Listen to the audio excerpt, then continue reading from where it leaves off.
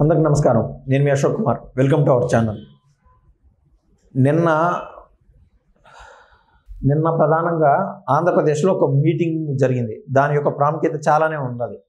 ఈ మీటింగ్ అనేది ప్రస్తుతం హోమ్ మినిస్టర్గా ఉన్నటువంటి వంగలపూడి అనిత గారి నేతృత్వంలో నారా లోకేష్ గారు, అదేవిధంగా గిరిజన శాఖ మంత్రి అయినటువంటి సుధారాణి గారు, అదేవిధంగా చాలామంది ఐఏఎస్ అధికారులు, ఇతర అధికారులు కూడా పాల్గొనడం జరిగింది.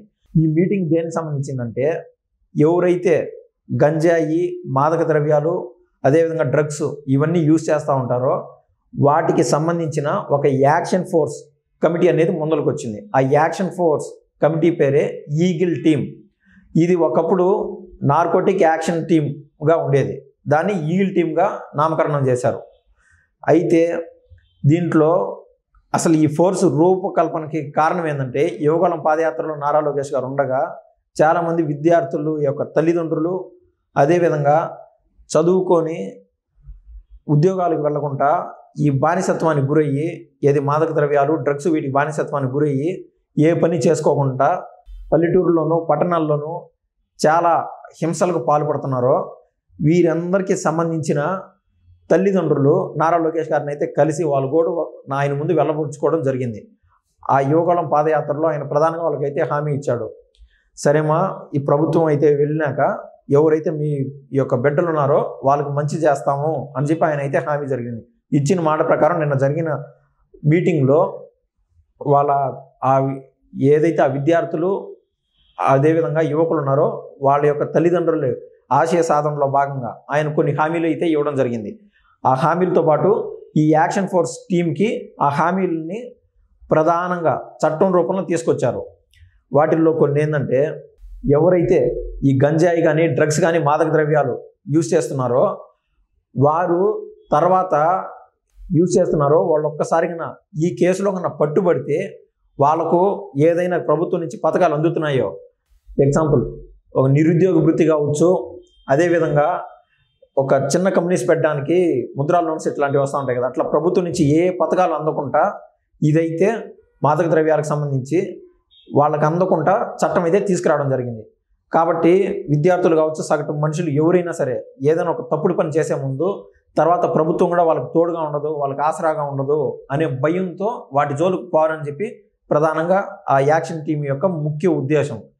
అదేవిధంగా ఈ మధ్య డ్రోన్స్ అనేది బాగా వెలుగులోకి వచ్చాయి ఆంధ్రప్రదేశ్లో. ఎందుకంటే డ్రోన్ హబ్ అనేది వారొకల్లో పెట్టబోతున్నారు. అదేవిధంగా డ్రోన్స్కి సంబంధించి విజయవాడలో ఒక రీసెంట్గా 5500 డ్రోన్లతో ఒక పెద్ద ఫంక్షనే జరిగింది. ఇది జరిగిన తర్వాత డ్రోన్స్ ఉపయోగం ఆంధ్రప్రదేశ్ రాష్ట్రంలో బాగా పెరిగిపోయింది.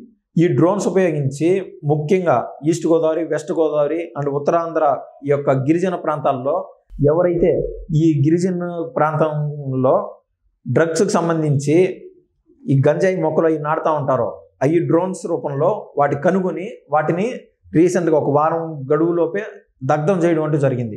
అదేవిధంగా ఎక్కడైతే ఈ యొక్క గంజాయి మొక్కలు అవన్నీ ఉన్నాయో అవన్నీ ఆ డ్రోన్స్ అన్ని పిక్చరైజేషన్ చేసి ప్రభుత్వానికి అందించడం వల్ల వాటిని అన్నిటినీ ఈ ప్రభుత్వం దగ్ధం చేసి మరియు వాళ్ళని పిలిపించి ఆ రైతులకి ఈ గంజాయి సాగు కాకుండా అదేవిధంగా వేరే పంటలు, టమోటా కావచ్చు, అక్కడ ఆ భూమికి సరిపడే పంటలు ఏవైతే ఉపయోగకరంగా ఉంటాయో వాటిలో వాళ్ళకి శిక్షణ ఇస్తూ, అదేవిధంగా వాటికి సంబంధించిన ఈ గింజలు కావచ్చు, అదేవిధంగా ఆ యొక్క పెట్టుబడి సాయం కావచ్చు, ప్రభుత్వం ప్రధానంగా ముందుండి వాళ్ళకి ఆ సాయం చేయాలని చెప్పి నిర్ణయం తీసుకునేది.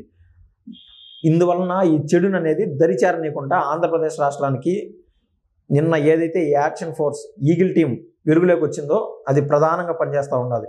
అదేవిధంగా ఈ ఈగిల్ ఫోర్స్ టీంని ఎఫెక్టివ్గా పనిచేయించడానికి సోషల్ మీడియాలో ఎవరైతే యాక్టివ్గా పనిచేస్తూ ఉన్నారో వాళ్ళకి ఈ ఈగిల్ టీం యొక్క ముఖ్య ఉద్దేశం తెలియజేసి, ఈ మాదక ద్రవ్యాలు, గంజాయి, ఈ డ్రగ్స్ బారిన విద్యార్థులు కావచ్చు, చిన్న పిల్లలు కావచ్చు, అదేవిధంగా ఉద్యోగస్తులు కావచ్చు, వీటి బారిన పడకుండా సోషల్ మీడియాలో పెద్ద స్థాయిలో ప్రచారం చేసి వీటి యొక్క నిరుపయోగాలు తెలియజేసి ప్రభుత్వం నుంచి ఏదైతే మంచి పథకాలు ఉన్నాయో వాళ్ళకి పెట్టుబడి సాయంగా చిన్న కంపెనీలు పెట్టుకోవడానికి ప్రభుత్వం ఏదైతే సాయం అందిస్తుందో సోషల్ మీడియాని ఈ విధంగా ప్రధానంగా ఉపయోగించాలని చెప్పి ఈ ఈగిల్ ఫోర్స్ టీం అనేది ప్రధానంగా పనిచేస్తూ ఉండాలి. ఇది ఇవాళ ముఖ్యమైన విషయం.